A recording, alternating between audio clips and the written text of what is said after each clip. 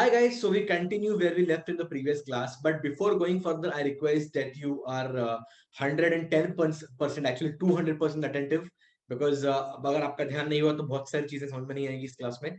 And also I request you all to be very thorough with the previous lecture. If you have still not understood the application of partitioning, how it is derived, the formula that we derived, and how we use them, okay, I will request you to please stop this video right now and please revisit the entire concept which you saw in the previous class, because abhi इस class में we'll see some advanced applications of those same concepts. Okay, so just a brief revision about partitioning. Okay, we saw that number of ways of distributing an identical objects into r distinct groups is n plus r minus 1 c r minus 1, and number of ways of distributing n identical objects into r distinct groups such that each group receives at least one object is n minus 1 c r minus 1. Okay, we have seen this in the previous class. So let's solve a few questions now based on this. Continue solving them. Okay, what is the total number of ways in which 101 prizes can be distributed among 5 boys if each boy receives an odd number of prizes? All right.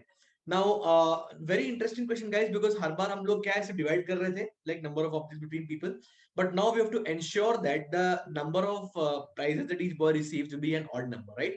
Okay. Now, guys, अगर odd number बोला है, that means the number should be of the form 2a plus 1.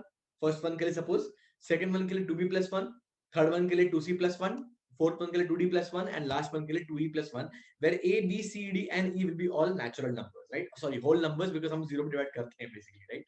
Okay, so we have a, b, c, d, and e here as such that they are whole numbers, and 2a plus 1, 2b plus 1, 2c plus 1, 2d plus 1, and 2e plus 1. This will ensure that, okay, the number of prizes each one receives is odd, right?